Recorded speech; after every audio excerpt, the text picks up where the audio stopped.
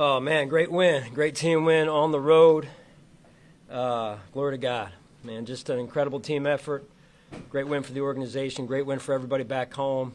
And for all those that came down here and supported us, Bills Mafia, man, we heard you. We really appreciate it. Really do. Just tough football team. Guys, some of the guys went down. Some guys stepped in, did a phenomenal job. Nobody blinked. Kept our composure all the way through the game, which we knew was going to be a challenge coming down here against a really good football team that's talented and well coached, and we saw it through. So guys stood firm, and they made the plays. We made the plays we needed to make, and it was a great way to end the game right there. So good to see, kind of Trey right and. 2017 and what he's now doing for us, and then Cole, kind of the other end of the youth movement here. So phenomenal play. So time is yours. Sean, to that point, we've asked you to reflect on Tre'Davious' journey a lot this season, but just what did he mean to the team today with those pass breakups ahead of the last tip fight too? Yeah, I mean, it's probably a better question for Trey in terms of his journey, but if you just follow his journey from the time we got him, well, if you go back a step or two, he was at the Rams, and you watch him from afar. Like, we're sitting in Buffalo, he goes from the Rams to Baltimore, and he ends up on the season with them. We end up playing him, and then to get him back, and you just think about. When he came back, he still wasn't really Trey, because he was working through two major injuries, and yet in Trey's fashion, there's nobody that works harder. And he's gotten himself back now to where he's playing really good football, and credit to him and the work that he's put in, and our medical team as well. Just overall, he's just as good as there is in terms of his determination, his heart, and his really resilient nature. You think about his journey back to this moment. Just a minute ago in there, he wanted no part of the conversation about himself. Does that surprise you? Yeah, no, not at all. You look back in 2017, and the word that we had gotten about him was, he was one of the true leaders on that team in college. I'm talking about, right? And so the intangibles, right? You can build a team with, said people and this and that, but it's about intangibles and toughness and how those intangibles and toughness fit into an overall vision for a team and the culture of a team. And there's, in my estimation, no substitute for toughness. Along those lines, intangibles and toughness, I think those words probably describe your quarterback about as well as any two.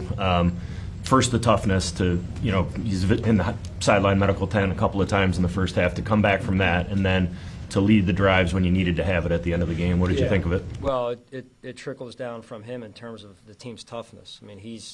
When your quarterback's that type of warrior, that type of competitor, it just, like I said, from a leadership standpoint, it just goes through the whole team. And we got to get him as healthy as we can, though, for next week. So it's not something we take lightly. And I did think overall that, he took some hits today, but there was also times where we protected him well. And I think he got registered they had 3 hits and 1 sack. So credit to the O-line on that. Coach, the fourth down play in the first half there, the Lions carry on 4th and 2. Usually you don't get the benefit of the doubt on those reviews for spotting the ball. What made you feel like it was worth doing, and was it the magnitude of that play that convinced you it was worth the risk? Yeah, it was a great job by the guys up top. And then the magnitude of the play, it was close, we felt like, and I felt like it was worth the challenge at that point from a 4th down situation. Did you get an explanation at the end of the first half? It certainly looked like the clock was at 0. Was there any explanation given? No, other than they felt like it wasn't, and that they had one of our players offsides there. Sean, I know that you guys don't pay attention to the outside noise that things said, but all the talk about not winning a road playoff game, to be able to come here and win a road playoff game, what does that do for a team to galvanize them? And is it something that you guys made sure of to say, hey, let's put that to rest? Yes and no. We were aware of what some of the talk was, but at the end of the day, the game's decided between the white lines, and our guys knew that. They knew we were going to go up against a heck of a football team today. and a well-coached football team. I mean, where were they, 8-1 over the last 9 or 7-1 over the last 8, and pretty healthy team overall. So, which we've been battling through injuries really the entirety of the season. So, our guy, including today. So our guys are tough, resilient, and there's a lot that we need to work on though too as we go back to work this week. But couldn't be more proud of the guys and the entire team and coaching staff as well, and what they did to stick with it. I thought the offense in the second half was really good, and the defense made the stop at the end to get us the win. So special teams did some good things as well, baked in there, but plenty to work on still as we move forward. On a day where your running game wasn't rolling, to be able to win offensively in a different way, how big is that? Yeah, I mean you gotta be a two-dimensional offense. You guys know we talk about that quite a bit, and you got to be able to pivot if the run game isn't working. I thought Joe did a really good job in that regard at times, and the hitting the strike down in the middle to Cooksey there, huge play, and we made the plays that we needed to make when we needed to make them, and I think that's really the story behind it. Sean, when you look at your regular season, it would be great if everything was smooth, but it doesn't work that way. How much did that prepare you for a day like today when having to come back from stuff and keep moving forward? Yeah, it builds character. I mean, you go into every season, you're hoping and praying that there's no adversity, but I mean, we've all been around this long enough to know there's going to be adversity. It's just a matter of what form it comes and how big it is, and we've really been dealing with it, quite a bit of the year, and I think you learn from it, and the team does, and because you got some young guys who've never been through it, and the college game is somewhat different. The journey of a season is long in the NFL, and especially if you're into the playoffs. So this is a good kind of experience for our young guys to see the crowd and how ready you got to be this time of year in particular. What did you see from your defensive players as they prepared to get on the field for that last drive and the execution? Yeah, I thought the defensive staff I was clicking over back and forth between the offense and the defense while we had the ball on offense. And they were doing a really good job of communicating and making sure everyone was on the same page, because that was going to be important. That from a communication standpoint, they had no timeouts, they were going to be on the ball. So that was the start of it. Sean, was there any conversation about right before the final touchdown about kneeling or trying to take more time off the clock before that one? Yeah, for sure. Yeah, I mean, we know from a game management standpoint that they have a phenomenal field goal kicker and can hit from. What he hit from 68 or something like that last week or whenever it was. So, like I said, I went out in pregame and thought about not going out so I wouldn't get, in awe of how strong. The guy's kicking it from East Aurora, basically, which is in Buffalo for all those that you don't know. So, Western New York, yeah. Anyway, yeah, we knew that it was going to be tight. We practiced those situations, though, when you only can really give up X amount of yards. And if he uncorks a 70-yard field goal, that really only left us a few yards right there. So when Bobby knew it, did a great job, the players executed. That's what it really came down to, is great execution. Sean, what did you say about the tip? It seems like that's where the game's going. If you look at around the league, there's a few of these guys that can just unload kicks from all over the place, right, and punters as well. So I don't know what they're eating or anything, but.